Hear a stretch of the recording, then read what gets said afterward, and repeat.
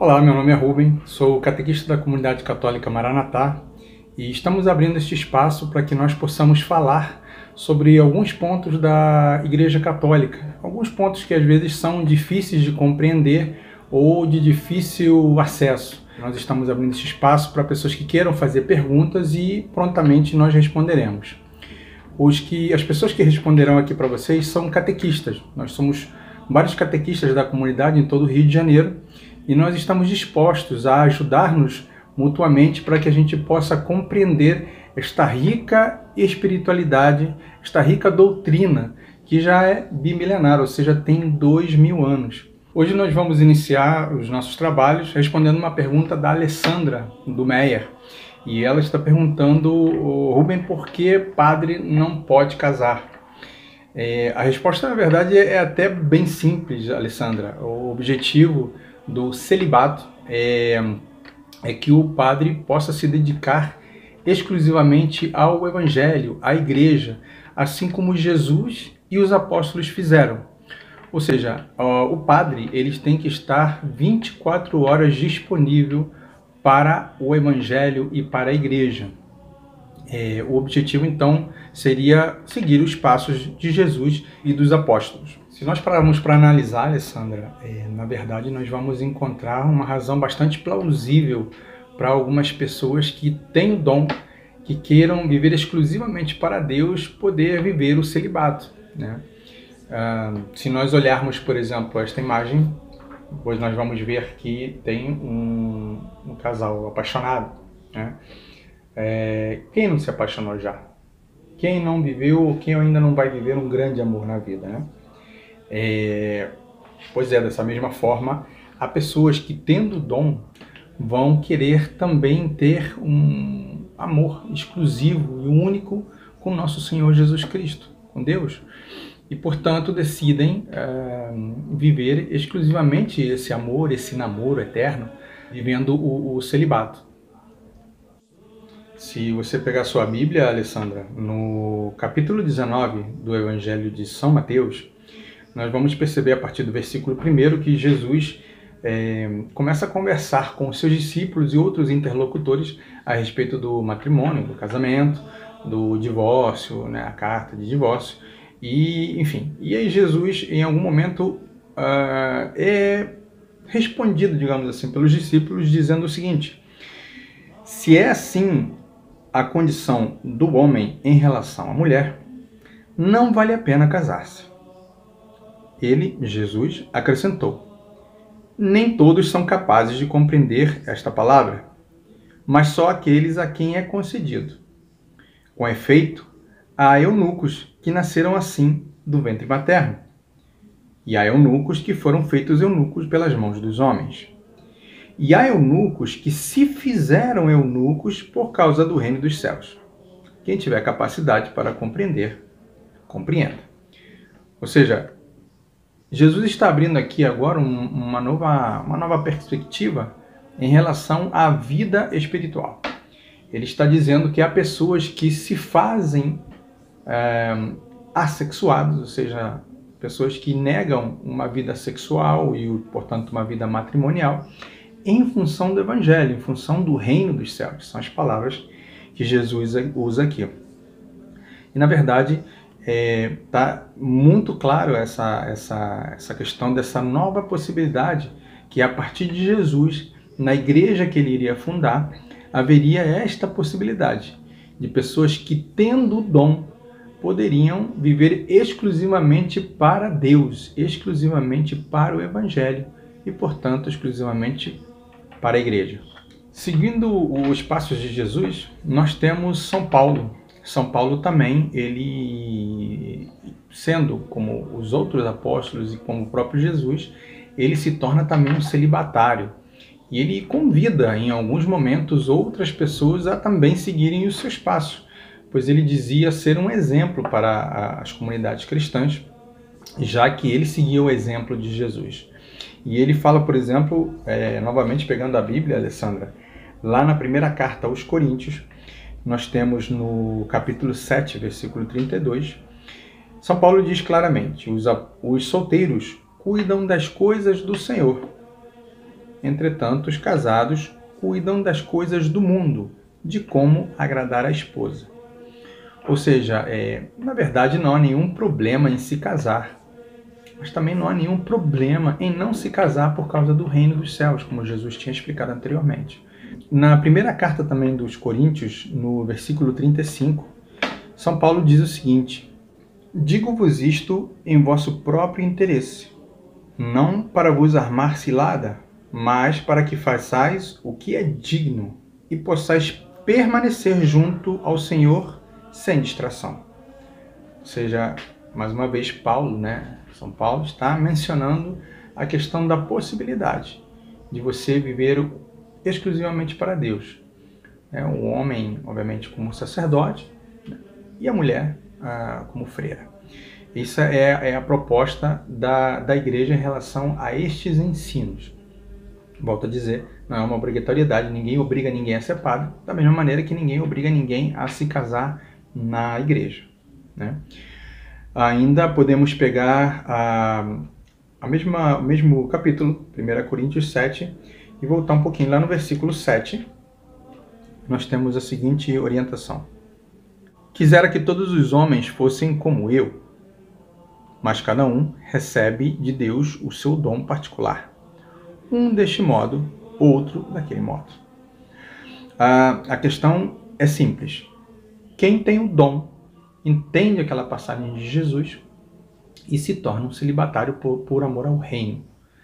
Quem não tem o dom, como diz São Paulo, para não se abrasar, simplesmente case. Um outro momento, Alessandra, que nós poderíamos lembrar sobre a questão do deixar vida familiar, deixar tudo para trás para seguir o Evangelho, nós podemos pegá-lo lá no Evangelho de Marcos. São Marcos fala lá no capítulo 10, a partir do versículo 28, o seguinte: Pedro começou a dizer-lhe: eis que nós deixamos tudo e te seguimos. Jesus declarou: em verdade vos digo que não há quem tenha deixado casa, irmãos, irmãs, mãe, pai, filhos ou campos, por amor de mim e do Evangelho, que não receba 100 vezes tanto neste tempo, em casas, irmãos, irmãs e mães, e filhos e campos com perseguições, e no século futuro a vida eterna. Muitos dos primeiros serão os últimos, e os últimos serão os primeiros. Ora, aqui eu acredito que fica ainda bem mais claro, porque São Pedro explicou, Senhor, nós deixamos tudo. E, bom, existe uma pergunta aí se Pedro realmente era casado, se não era casado, por causa de que se fala que Jesus curou a sogra de Pedro. Sim, se fala que era sogra, provavelmente Pedro era casado. Mas não se tem claro se Pedro pode ter sido viúvo, porque em nenhum momento se menciona alguma mulher de Pedro. De qualquer maneira, Jesus responde a Pedro que todas as pessoas que deixaram tudo para seguir a Jesus por causa do reino terão a sua recompensa. Então é mais uma passagem bem clara que nos indica que existe sim a possibilidade de pessoas serem o que nós chamamos de celibatários, ou seja, se absterem da vida sexual, da vida matrimonial, em função de algo maior que seria o reino dos céus. Então vamos partir para as objeções, as contrariedades em relação a essa ideia do celibato. Algumas pessoas são contra, algumas pessoas não entendem, enfim, e colocam objeções como esta. A Bíblia diz que o homem não deve ficar só, como está escrito em Gênesis 2,18. Ou ainda que o homem deixará pai e mãe e se juntará à sua mulher para formar uma só carne, conforme está lá em Mateus 19,5. Pois bem, a igreja nunca proibiu o casamento.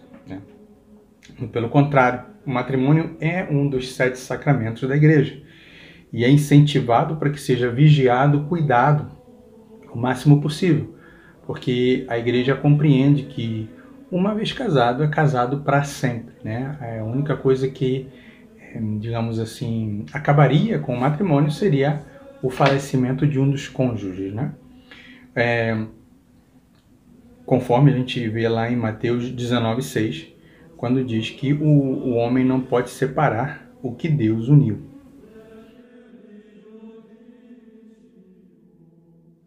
Outra objeção que nós vemos é a respeito da pedofilia, a qual eu não poderia deixar de falar, porque é algo que está em voga, né? A mídia realmente se deleita quando algum padre ou algum bispo cai no pecado da pedofilia. E o argumento seria o seguinte: os padres, os bispos e as freiras recorrem à pedofilia porque são proibidos de ter uma vida matrimonial. Bom, isso é um tremendo de um absurdo, é uma estupidez enorme, porque se nós fizermos uma pesquisa simples, nós vamos ver que a maioria dos casos de pedofilia, de violência sexual, não se encontra na igreja com os padres, como a mídia gosta de dizer. Na verdade, a maior quantidade de violência sexual se encontra dentro de casa, ou seja, pai hétero, mãe hétero, e cometem essas atrocidades dentro de casa. Então vou mostrar aqui um quadro onde nós vemos bem claramente eu dizendo que a maioria dos casos de violência sexual contra crianças e adolescentes ocorre em casa. As notificações aumentaram 83%. Essa pesquisa aí que eu estou mostrando foi feita entre o período de 2011 a 2017 pelo Ministério da Saúde. Então, realmente, é bastante claro, digamos assim, que uma coisa não tem nada a ver com a outra. Dizer que a pedofilia se instalou dentro da igreja ou algo parecido é realmente uma acusação baixa e muito mentirosa, né? Se nós olharmos o próximo quadro, nós vamos ver aí o raio-x da violência sexual, que os casos que se repetem, né, entre crianças e adolescentes, e os casos que acontecem na residência da vítima, ou seja, uma vida familiar, onde tem pai, mãe, acontece muito mais lá o crime, né, de pedofilia do que, obviamente, na igreja. Por isso que podemos provar e afirmar que a falta de uma vida matrimonial, enfim, não leva à pedofilia, muito pelo contrário.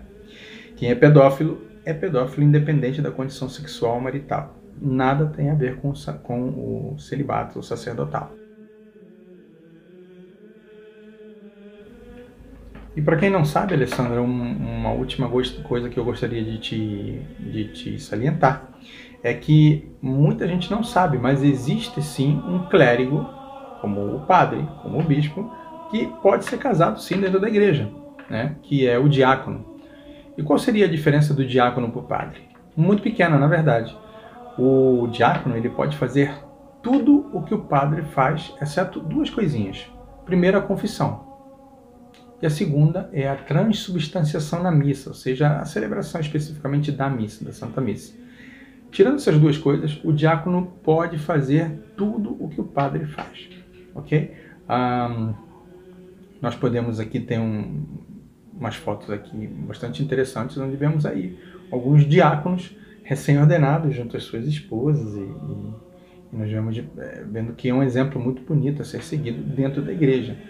Então, realmente, dizer que a igreja é má, que a igreja é vilã, porque não deixa o padre se casar, realmente é uma bobagem tremenda, é de uma ignorância muito grande, né? Gostaria de ler para você aqui o que diz o Catecismo, né, no parágrafo 1554. O ministério eclesiástico instituído por Deus é exercido em ordens diversas por aqueles que desde a antiguidade são chamados bispos, presbíteros e diáconos. A doutrina católica, expressa na liturgia, no magistério e na prática constante da Igreja, reconhece que existem 2 graus de participação ministerial no sacerdócio de Cristo: o episcopado e o presbiterado. O diaconado destina-se a ajudá-los e a servi-los. Por isso, o termo sacerdos designa, no uso atual, os bispos e os presbíteros, mas não os diáconos. Todavia, a doutrina católica ensina que os graus de participação sacerdotal, episcopado e presbiterado, e o grau de serviço, diaconado, todos os 3 são conferidos por um acto sacramental chamado ordenação, ou seja, pelo sacramento da ordem. E diz ainda: reverenciem todos os diáconos como a Jesus Cristo, e de igual modo o bispo, que é a imagem do Pai, e os presbíteros como o Senado de Deus e como a Assembleia dos Apóstolos. Sem eles, não se pode falar de igreja. Então, Alessandra, para aqueles que, de repente, são mais revoltadinhos, que não entendem o sacerdócio, as pessoas podem, com a autorização da esposa, podem exercer o ministério do diaconato. Ok? Então, Alessandra, essa seria a resposta que eu teria para te dar, porque os padres não podem se casar, né? De qualquer maneira, isso, por enquanto, não está fechado. Não é um dogma, digamos assim. É algo que a igreja ela pode vir a estudar futuramente, mas, pelo que tem se visto, eu não acredito que vá mudar. O Papa Francisco, algum tempo atrás, já disse a respeito do Sínodo da Amazônia, né, que sim, ele entendeu a questão da possibilidade, mas, como a tradição da igreja é firme há 2 milênios, ele disse a mesma resposta que sempre foi dada. Não. Um não amoroso, não carinhoso, mas um não bem dado. Bom, para quem gostou do vídeo ou para quem tem mais perguntas ainda, a gente pede que, por favor, se inscrevam no canal da Comunidade Católica Maranatá, ativem, né, aquela frase sempre que a gente diz, ativem o sininho, e compartilhem este trabalho, que eu acredito que vai ajudar muita gente. Ok? Bom, estivemos reunidos em nome do Pai, do Filho, do Espírito Santo. Amém.